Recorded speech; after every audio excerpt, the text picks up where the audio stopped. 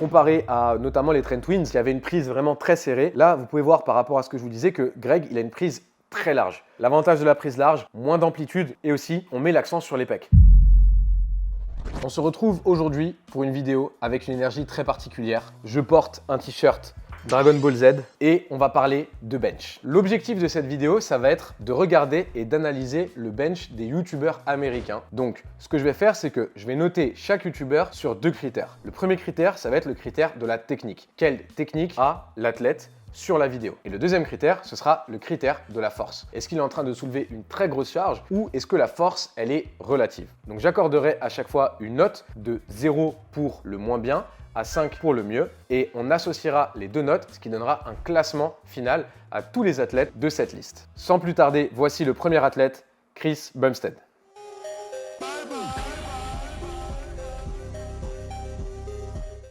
Alors, évidemment, Chris Bumstead, c'est un bodybuilder et je vais prendre en compte à chaque fois, on va dire, le background de l'athlète. Donc, c'est un athlète qui fait du bodybuilding. Évidemment, je ne m'attends pas à retrouver la même technique qu'en power, mais l'objectif, ça va être quand même d'analyser, de voir est-ce qu'il fait les choses bien ou est-ce qu'il y a des aspects qui pourraient être améliorés du point de vue de l'optimisation de la technique ou de la force. Alors, la vidéo commence avec du posing et il est énorme. Donc là, on a une vidéo où il a 4 plaques au bench. Alors 4 plaques en France, c'est 180, mais vu qu'aux États-Unis, ils utilisent les pounds, 4 plaques, ça fait un peu plus que 180, ça fait 184 kg. Ok.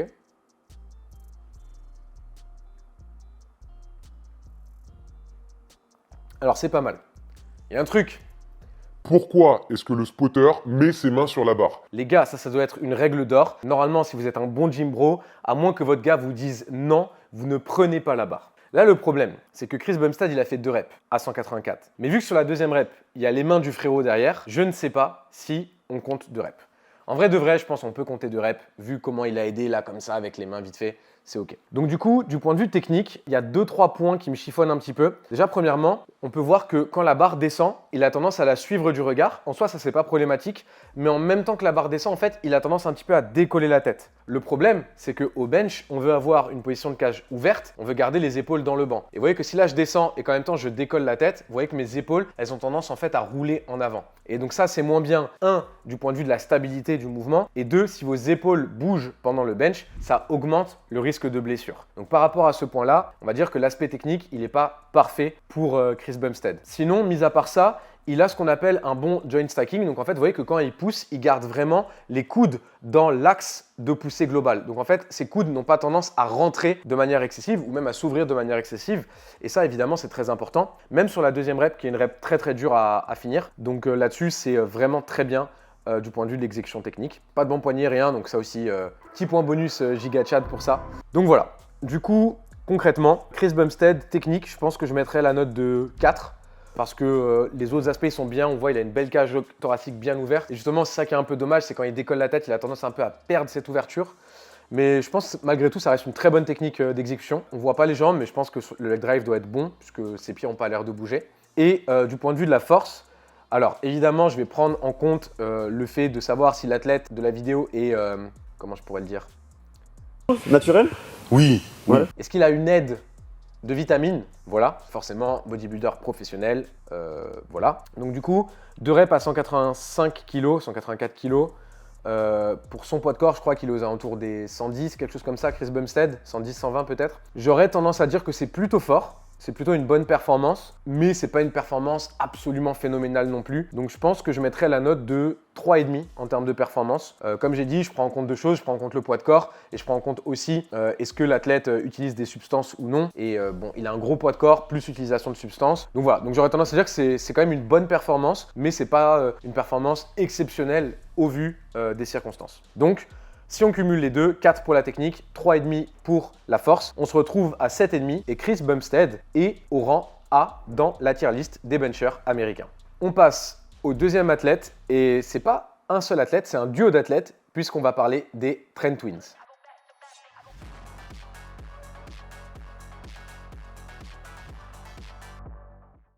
cette performance, ils l'ont faite en compétition. Et ça, forcément, c'est pas pareil. Faire une performance à l'entraînement, c'est une chose. Faire une performance en compétition, c'est beaucoup plus dur. Donc ça, évidemment, je vais le prendre en considération dans le classement que je vais donner à la fin. Donc, vu qu'ils sont deux, on va faire les deux. Donc, à chaque fois, je me trompe sur lequel est lequel. C'est des jumeaux. Il y a Mikey et Chris. Chris, c'est celui avec les cheveux longs et Mikey, c'est celui avec les cheveux courts. Bon, on va dire que c'est ça. Donc, celui qu'on voit avec les cheveux longs, c'est Chris et l'autre, c'est Mikey. Donc, on a une barre à 215 kg pour Chris. Alors, première chose qui est vraiment assez surprenante, c'est qu'il a une prise très serrée. Il a quasiment une prise anatomique, donc à savoir main, largeur d'épaule. En règle générale, plus votre prise est serrée, plus le mouvement est dur à faire. Parce que quand vous avez une prise large, vous allez réduire l'amplitude et vous allez augmenter l'accent sur les pectoraux. C'est d'ailleurs pour ça qu'en général, si vous regardez les powerlifters qui ont des gros bench, ils ont aussi des gros pecs. Parce qu'en utilisant une prise large, vous allez vraiment favoriser le recrutement des pecs. Sauf qu'il y a certains athlètes, c'est un peu plus rare, mais ça peut arriver, comme là on en a l'exemple, qui ont du coup vraiment un point fort triceps. Et forcément, les Trent Twins, quand on les voit, ils ont vraiment des bras très très gros par rapport au reste de leur corps. Et donc, c'est probable qu'en fait, ils ont un point fort triceps tellement important que utiliser une prise large, ça vaut pas le coup pour eux. Et donc, c'est probablement pour ça qu'actuellement, ils utilisent une prise serrée. Très bonne barre, il y a une pause puisque on est en compétition. Donc, contrairement à la vidéo d'avant qu'on a vue avec Chris Bumstead, là, il y a une pause en bas et tout. Donc, 2,15. En pause, franchement c'est nickel, la technique me paraît vraiment très très bonne. Alors, il n'a pas une technique extrêmement optimisée, mais pour moi il n'y a pas besoin d'avoir une technique optimisée. Si vous respectez quelques points clés, leg drive, placement des épaules, ouverture des coudes, donc joint stacking, ce dont je parlais juste avant, et trajectoire de barre, honnêtement vous avez tous les points. Donc là en vrai j'aurais tendance à dire que Chris a une technique parfaite au développé couché, donc j'aurais tendance à mettre la note de 5 sur 5.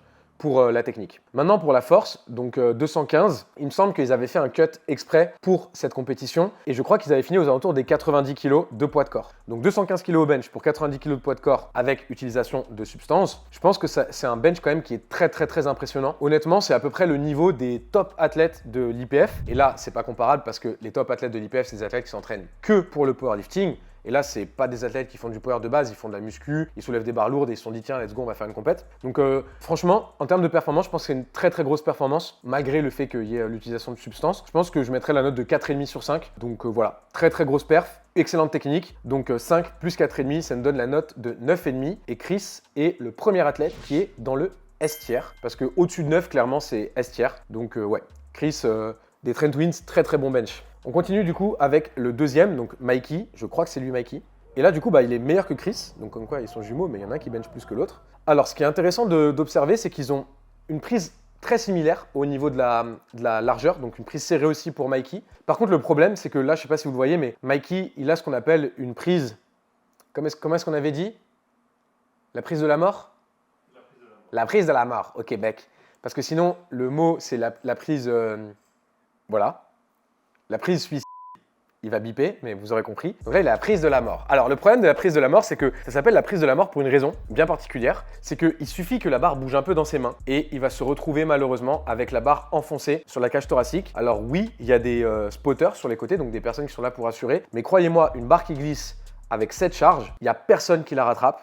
Et vu que la cage thoracique, c'est pas la partie du corps humain la plus dure, surtout quand il y a une barre de 220 kg qui peut tomber dessus. Pour moi, ça, c'est une grosse erreur à faire. Et vraiment, je vous le dis, je vous déconseille d'utiliser cette prise au développé couché. Vous n'êtes pas nécessairement plus fort en réalité. Et par contre, même si vous êtes un peu plus fort, le fait d'être un peu plus fort, mais d'augmenter significativement le risque de blessure, pour moi, ça vaut pas le coup. Donc pareil, ça descend, pose en bas, il reste fort en bas, il reste solide, donc ça c'est bien.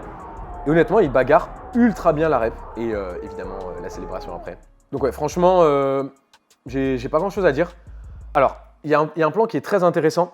C'est qu'on peut voir qu'ils ont, donc juste avant qu'il aille au développé couché, on peut voir qu'il a des bras extrêmement courts. Évidemment, son frère, c'est pareil vu qu'ils sont frères jumeaux. Et ça, pour le bench, c'est parfait. Grosse cage thoracique, gros bras en plus dans leur cas, bras courts. C'est la recette parfaite pour un bench de monstre. Donc voilà, donc clairement très très gros bench aussi. Je pense que techniquement il est un tout petit peu moins bien que son frère, que Chris, mais ça reste quand même très très bien. Donc je mettrai la note de 4,5 pour la technique. Et pour la perf, vu qu'il est un peu meilleur, 15 kg, 12 kg pardon, et là on est quasiment sur les 230 kg au bench. Pour le même poids de corps, c'est une performance qui devient vraiment assez impressionnante. Donc là je pense que je mettrai la note de 5, 5 sur 5 pour la force, malgré l'utilisation des substances, encore une fois comme j'ai dit, mais ça n'empêche, ça fait pas tout. Là la perf elle est assez folle. Donc 4,5, 5, même score que son frère, pas pour les mêmes raisons, un peu moins bonne technique, meilleure force. Du coup, Mikey, deuxième athlète de la tier list en S tier. Très très gros bench, franchement, les Trent Twins, je m'attendais pas à une aussi bonne technique et à des perfs aussi impressionnantes. On enchaîne avec notre troisième candidat qui est Lean Beef Patty.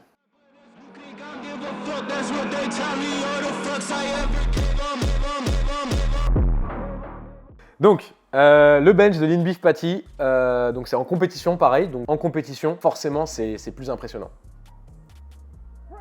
Et oh, elle a un grind hein. Ouh. Je comprends pourquoi tu es fan de Lean Beef Patty. Gros grind. Ok, du coup, donc 80 kg, je crois qu'elle fait aux alentours des 55 kg de poids de corps. Donc en termes de performance, c'est plutôt pas mal. Évidemment, là je compare aux athlètes Lean Beef Patty. Il n'y a rien qui laisse dire qu'elle est sous substance, donc je vais partir du principe qu'elle ne l'est pas. Donc 80 kg pour 55 kg de poids de corps. En termes de bench, ça reste quand même un très très bon bench, bien sûr.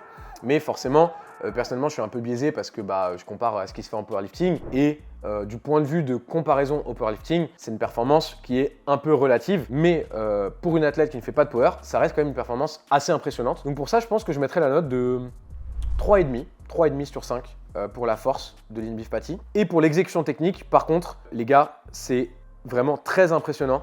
Je trouve qu'elle a une excellente technique. Vraiment une technique parfaite, très bon placement des épaules, très solide en bas pendant la pose. Ça, c'est très important de rester tanké, de rester le plus stable possible pendant la pose en bas. Très bonne trajectoire de barre. Quand elle pousse la barre, on voit que la trajectoire, elle part légèrement derrière, ce qu'il faut quand on a un leg drive. Donc ouais, franchement, je pense que le bench en technique, je mets 5 sur 5. Technique vraiment très très très impressionnante de Lean Beef Patty. Donc voilà. Donc si on ajoute les 3,5 de la force plus les 5 de la technique, on se retrouve avec un joli score de 8,5 pour Lean Beef Patty. Et avec 8,5, on la met au rang A devant Chris Bumstead. Parce que du coup, en termes d'exécution technique, franchement, je trouve que sa technique, elle est parfaite. Donc maintenant, on va passer au quatrième candidat, Sam Sulek.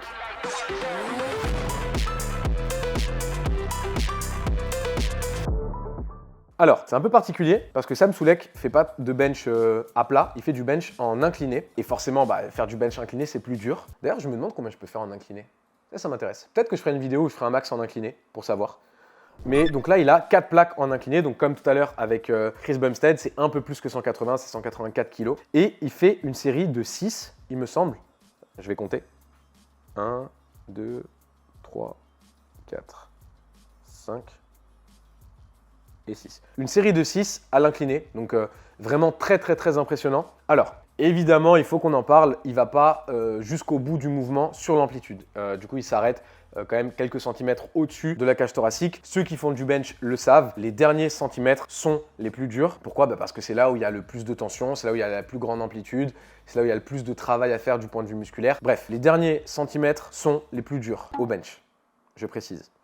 Du coup, je suis un peu mitigé, ça reste une perf vraiment impressionnante, mais du point de vue de l'amplitude, c'est quand même relatif. Malgré tout, par rapport à la technique, on voit qu'il a une bonne technique. Alors évidemment, vu que c'est du bench incliné, c'est pas exactement à 100% la même technique que le bench normal, mais on voit ses jambes qui tremblent un petit peu, donc bonne utilisation du leg drive. On voit le fait qu'il garde vraiment les épaules rétractées en arrière du début à la fin, et c'est vraiment juste un mouvement de bras. Donc vraiment, par rapport à ça, je pense qu'il a des très très bonnes bases techniques au bench. Maintenant, évidemment, il faut que j'enlève un point pour le fait qu'il ne fasse pas une amplitude complète parce que forcément, souvent, c'est sur les derniers centimètres qu'on rate, par exemple la trajectoire ou le maintien de la tension en bas pendant la pause et tout, comme je le disais précédemment. Donc voilà. Donc je pense que c'est pas une perf faite en compète comme les perfs que j'ai jugées précédemment. Il manque un peu d'amplitude, donc je pense que pour ça, je mettrais la note de 3,5 du point de vue de l'exécution technique. Par contre, du point de vue de la force, 184 en x6, pour un mec qui fait pas de power, c'est absolument fou. Donc je pense que j'aurais quand même tendance à donner 4 sur 5 malgré le fait que l'amplitude ne soit pas complète, parce que c'est quand même aberrant de faire des reps comme ça à 184. Donc malgré, encore une fois, l'utilisation de substances du côté de Sam Sulek. Donc si on ajoute 3,5 et 4, on se retrouve à 7,5, si je ne m'abuse, qui est la même note que Chris Bumstead. Et vu que c'est de l'amplitude complète que Chris Bumstead a fait, je mettrai quand même Chris devant Sam Sulek dans la tier list. Donc dans la tier list, dans le rang A, actuellement, on a Lean Beef Patty, Chris Bumstead et Sam Sulek. On passe enfin au dernier candidat de la vidéo, à savoir Greg Doucette.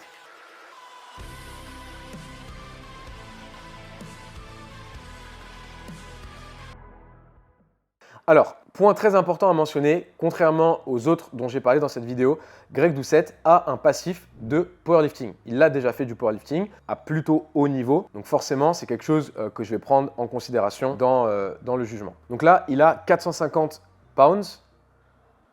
Alors attendez, je vais regarder ce que ça fait 450 pounds. Je crois que ça doit faire genre dans les...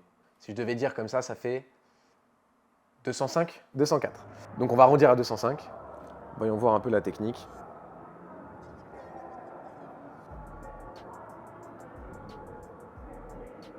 Les gars, je dois vous avouer quelque chose.